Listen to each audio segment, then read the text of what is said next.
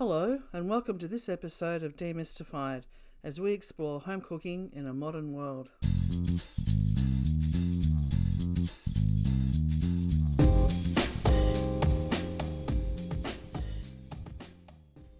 Hello, I'm Linda. And Are you? who am I? And hello, I'm Linda, and I'm here with my friend Paul. Are you sure?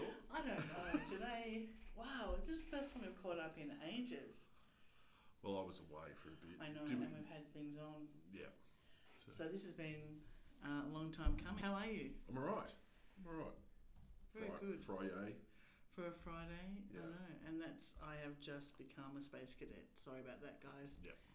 So I have been thinking about questions to ask you. I know, and you want to talk about something that I don't want to talk about. I want to talk about something else, but we'll go with what you want to talk about first. For once. Woohoo! Okay. Mine's brief. Oh, is it? Yeah. Okay, well, I've actually got two things, so we'll squeeze yours in the middle. So the first thing I wanted to talk about were oven trays and the importance of the shelf height in the oven shelving, not trays. Yeah. In the shelving. So does it matter? What are some basic rules? Or, do you cook your pav up high? Do you cook your pav down low? Does it matter? Because I've got some settings on my oven that I'm sure I've never used, which is, the top and bottom heat. It's all on, fan forced, or in the bottom oven. Yeah. That doesn't have steam. But I'm just wondering, what are the importance of tray height, shelving height in cooking? Okay. So probably the thing to consider is what function you choose. So if we just pipe steam for a second, so depending on your oven, and this can be applicable for all ovens, there are different heating elements that are used depending on the function. So in the case of your bottom oven, you will have what is known as a bake element or a bottom heat element only, potentially. Yes. You will have a top heat element as well, which we refer to here as the grill. Americans refer to it as the broiler. Okay, so you have top heat element, and then you have fan forced. Now, fan forced, yes, it's fan, but there is a heating element around the fan. So, rule of thumb, there isn't one. But the idea behind, if you take what the idea behind fan forced is designed. There is a heating element that surrounds the fan, so it goes on the outside of the fan. So the fan is in the middle, and around that fan there is a heating element. And as that heating element turns on, that radiant heat is then blown into the oven, and that's how fan forced works. The idea behind fan forced is to circulate that heat evenly throughout the cavity. So that is more designed for multiple shelf cooking. Oh. Okay. Okay, I didn't know that. So it's designed for when you have two, let's say you've got two trays or two dishes or two oven trays or whatever in your oven. You've got your roast at the top and your vegetables down the bottom, and they're in two separate trays. So fan forced is actually designed for multiple shelf cooking. Now we'll get on to the reasons why I think it's better for all cooking, but there are other heat elements. So your top heat element is generally, depending on your oven, and there are a couple now which actually have the top heat element covered, but the top heat element or the grill or the broiler element is the only generally exposed heat element within your oven. So it's not behind a shroud, it's not behind any piece of metal, it's actually, you can see the heating element itself. And when it turns on, it glows red and you can see it and da-da-da-da. And generally most people, when they're grilling or broiling, will work towards the top. So from the middle towards the top. Because effectively what you're trying to do is get colour on the surface of something, not looking for a long, slow internal cook. No, you're grilling cheese. You're grilling cheese, yeah. Something. Finishing off a gratin, you're trying to get a crispy skin on your pork crackles. Something like that, right? The bottom heat element, most people would work towards the bottom half of the oven, okay? So if you have 6 levels in your oven, So 6 positions where you can put oven trays, and they're numbered from 1 to 6, bottom to top. Bottom heat element from 3 to 1, top heat element from 3 to 6. That's sort of how I work it, because if you were trying to blind bake a pastry case, the problem with blind baking is generally, if you blind bake without a bottom heat element, the outside edge of your pastry case colours, but the base sweats because you put pastry weights in it, sometimes foil or baking paper or something, and it sweats and it doesn't cook. So bottom heat element is designed to get some heat directly underneath what you're cooking, and it'll crisp up the base of a pastry in the case of blind baking. Other things that it's good for is when you want heat coming from the bottom. So a really good example, and you can probably see it in your mind's eye, is getting a souffle to rise. Heat coming from the bottom will actually help push the souffle up rather than heat coming from the top. Heat coming from the top won't help your souffle rise. Heat coming from the bottom will help your souffle rise. Now, in the case of a souffle, you actually don't want a fan going because it'll actually blow, because they're light and airy, it'll blow the souffle around and you might break it. Okay, so that stagnant heat is quite good. Okay, that explains why my souffles haven't worked in the past. Yeah, because you bust out souffles all the time. Now, that said, I will, and if you, for those people that do steam cooking and standalone steam cooking, so, you know, the steaming anywhere up to 100 degrees, so no heat elements as such, just using steam, you'll note that your ovens have the fan going while that steam is going into the oven. All right, that fan circulates the heat. Okay, so circulates the steam throughout the cavity. And generally on combination modes, so various manufacturers have different modes of what they call combination modes, but essentially dry heat and steam together. 9 times out of 10, and it's not all, it is actually probably about 8.5 to 9 times out of 10, that will use the fan forced element and steam together. So whenever there is steam in the cavity, there isn't a fan going, generally, because that circulates the steam throughout the cavity. Now, for everyday day-to-day cooking on conventional oven modes, I will always lean towards fan forced, unless I'm doing something specific like a souffle, or I want to get a colour on a gratin by grilling it or broiling it. Now, why do I do it?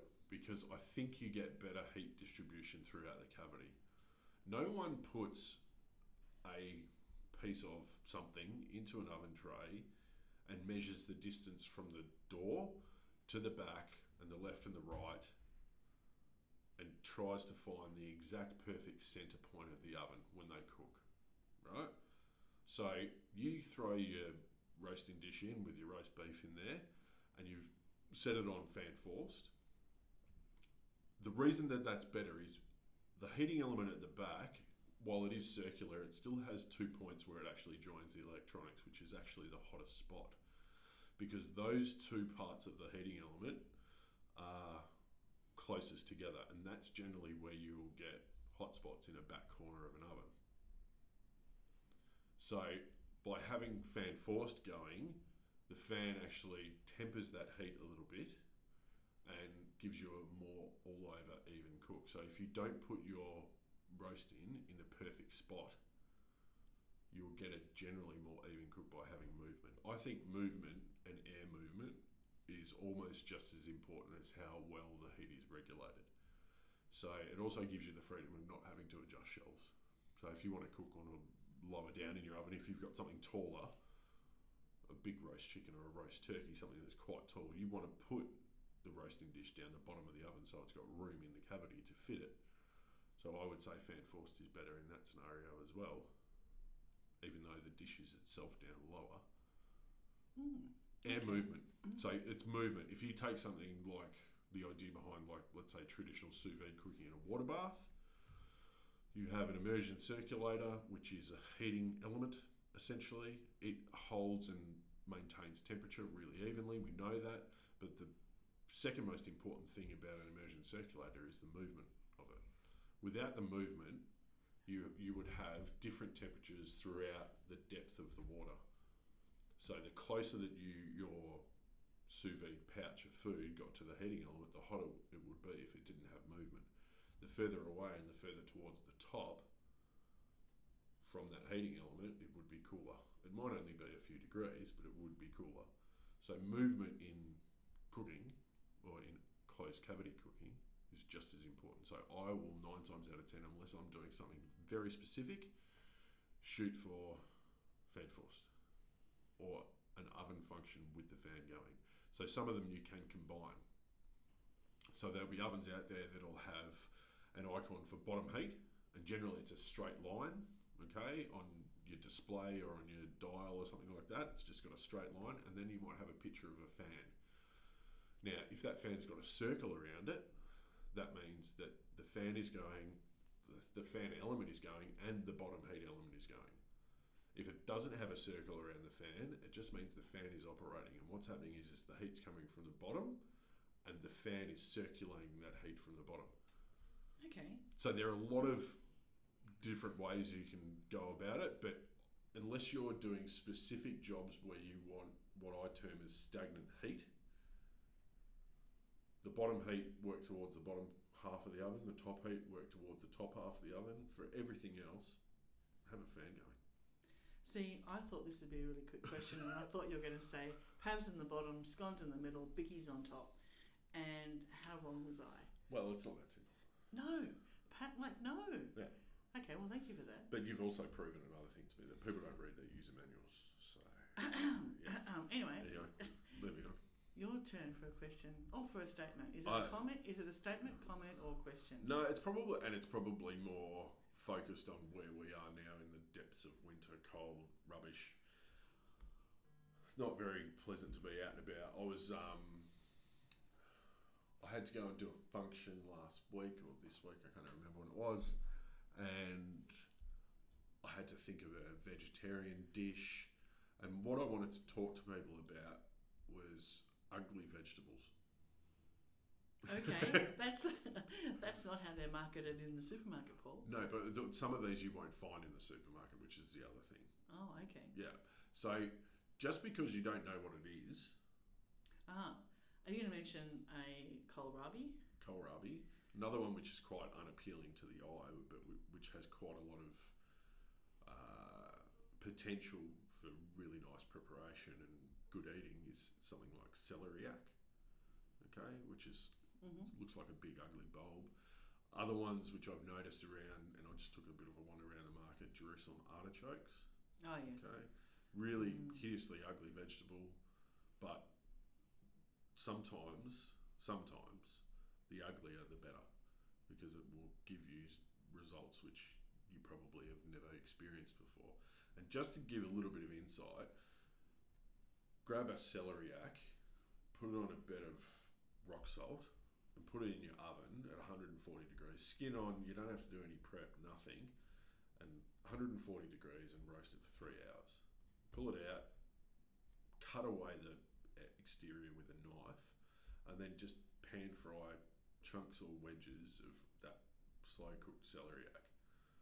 You might start changing what you add to your vegetable mix when you're doing your roast veggies at night. Well, I must say I did see you prepping for that function last week. Well, I did kohlrabi. And you did kohlrabi, and I must say I saw the pan that you cooked it in, and you cooked it that way, and all I saw in the salt were these little puddles of brown in amongst this sort of sea of white, and the result was that lovely dish that you made for an entree, and I had a little taste, and it was fantastic, and I was really impressed. I thought I can do that. And it's it's literally grab the vegetable, stick it in the oven, roast it, and the only trick there is put it on a bed of rock salt to just take that moisture away, because you want to try and remove some of that moisture. You do go through a lot of salt, because the whole pan dish has got to be covered a little thin. I was doing like 10 kohlrabi. Oh, were they? Yeah, there was like a lot of kohlrabi in there. If you're doing it at home, you only just need enough salt to just cover the base of it. Okay. All right. Okay. It doesn't need to be. Don't listen to me, everybody. Yeah. But yeah, ugly vegetables, give them a go. Don't be scared of them. And then, we could get into the whole raft of sort of vegetables in the Asian grocers, which we don't come across that often and maybe don't use, and there's some weird looking cucumber type things and stuff like that. We can get into that at some other stage, but those winter sort of root vegetables and tubers and stuff like that, like Jerusalem artichoke makes it the most flavourful soup, the best soup. And to level it up, just put a seared scallop on top of it, like just that's a like outstanding entree, like really really good. So those things that people think are, they walk past them, like kohlrabi just doesn't sell, right? Just doesn't. I know it doesn't sell, and it's actually hard to find sometimes because people don't use it, don't know what to do with it. But that's another one. Just grab it, stick it in the oven, and you can do the same process with anything, like sweet potato, pumpkin, anything. Put it on a bed of salt, slow cook it at 140 degrees, and then just pan fry. Once you remove the skin, just pan fry pieces in just a little bit of olive oil and butter. Absolutely delicious. And it's any vegetable. Okay, well that leads me into my second question, because I was driving to work the other morning and it was dark and cold. And at the time we're recording this, half of Australia is in lockdown. Not us. Not us. Woohoo, we're in Victoria. Sucked in everyone else. For once, it's not us. But we did like to thank those people in South Australia and New South Wales for sharing their virus with us. But we managed to escape a lockdown for just this once, for now. But some restaurants up in New South Wales are doing it tough because they had bookings, they had orders, and they had all this food. And I was listening to one of the enterprising chefs there talk about how he makes pumpkin soup. And they were giving it away to people because they had all this food. And I thought, what a great gesture, what a wonderful thing to do for your community when you're all doing it a bit tough. But he talked about how he takes his pumpkins and he slow roasts them whole, and then he takes them out, scoops out all the flesh, blitzes it with a kind of broth he makes of some, chicken stock and garlic and bits. Yeah. And Bob's your uncle. Yeah. He puts in a little bit of, I think he said garlic and...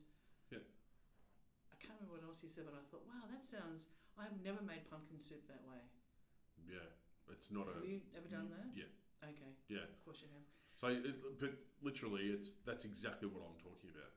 Doing exactly that. So those vegetables that you roast like that, you can either do what I suggested, which is pan fry portions of them, just because to get the colour on them.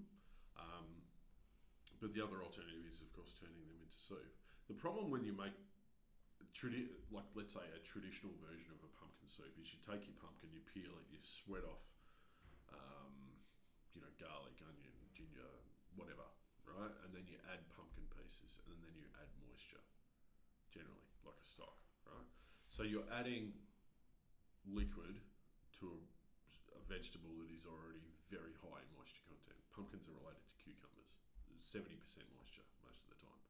That's why you can't get pumpkin crisp really hard. What he's doing is actually cooking out a lot of the moisture through the slow roasting process and intensifying the flavour. So he's getting maximum flavour for minimum effort because he's not adding any more liquid than what he actually needs to, because he's removed a lot of it from the pumpkin. If you actually want to do even an easier pumpkin soup, and this is like stupid easy, do exactly that. Go grab yourself a pumpkin, roast it. Pumpkins are big, so it might take a little bit longer. Roast it in the skin, leave it in your oven. About 140 degrees is about right. Any hotter, you're starting to get a bit too hot. 140 degrees until you can put a knife in it and it just goes in and out, or a toothpick just goes in and out. Then you know it's cooked. Leave it cool. Remove the skin. Stick all of that flesh in a blender. Add some coconut cream, salt and pepper. Done. Blend it. It's pumpkin soup every day of the week. Like, that's the sheet's laziest version of pumpkin soup you'll ever hear. Sounds good to me. But it's literally 3 ingredients: pumpkin, coconut, salt. That's it, and it will be super super pumpkin flavoured because it's just pumpkin. There's still moisture left in the pumpkin because there is so much moisture left in the pumpkin, but it's enough for it to actually blend into a soup or a puree or something like that. Like, that's a really good method of making a puree too. that slow roasting. You're just intensifying the flavour of it, removing the excess moisture, which you don't need. Any pumpkin? Yeah. Butternut or Jab, can, anything? Any pumpkin? Yeah, butternuts will take a while because they're kind of dense. So I know butternuts are a favourite for people that make soup. Okay. I actually think Jap pumpkins are better flavour. A little bit difficult to deal with just because of the shape of them. Butternuts are easy to deal with. But yeah, blue. I think there's Queensland blue is another type. But yeah, any pumpkin. You could do it. You could do that with celeriac. Okay. And Just get it to a point that it's like really, really soft. Blend some, chuck the cooked celeriac in a blender. For that, because it's a little bit denser, you might need to add a little bit of stock, a little bit of cream, a little bit of butter as it blends. Like you don't have to sweat onion, garlic, and all the rest of it. Like when you eat a pumpkin soup, do you really taste the onion and garlic? No. Yeah. So what are we talking about here? Like, no. Why not just, if you're going to make a pumpkin soup, you want it to taste like pumpkin soup. Pumpkin. So just put pumpkin in it. Okay. And coconut's quite a good, little mix. Coconut cream. Yeah. Just a tin of coconut cream. Do it while it's hot. Like blend it while the pumpkin's still hot, but it'll be like super silky smooth as long as you've roasted it enough. Easy as. Okay. Like, easy as. Well, there you are. Yeah. So my second question there you are, was kind of related to your. Well, there you are. How's that? You can do it with cauliflower. You can do it with anything. Okay. Yeah. Get cauliflower that's covered in its leaves. Oh yeah. Still, and then just stick that whole thing in the oven. The whole cauliflower, and then you can make cauliflower steaks. You can make, do a whole roasted cauliflower. But the trick is getting that moisture out of it, but not. You're never going to get it all the way out, but out of it so it's super soft, and then finish it either in a soup or get some colour on it some other way. But essentially, think of it like doing a sous vide steak. Get the cooking process done first and then put some colour on it. Okay. Ah. It's no different. Well, there Just you are. with vegetables. Well, thanks for that. Yeah. I might put that into our. You're gonna make a pumpkin soup this weekend, I can tell. Or maybe not this weekend. Because it's seriously the laziest thing. No, it is. I am thinking, but does sound pretty lazy, and You can just put the pumpkin on. You can That sounds set the really timer on your oven and see you later. I must say I was so taken with the kohlrabi. I did want to try that, but I also like celeriac, so I might try that as well. Yeah, Let's see I how we mean, go. you can do it with beetroots. You can do it like Oh, I love beetroot. Yeah. anything. They're hard to get in Victoria in winter, aren't they? No?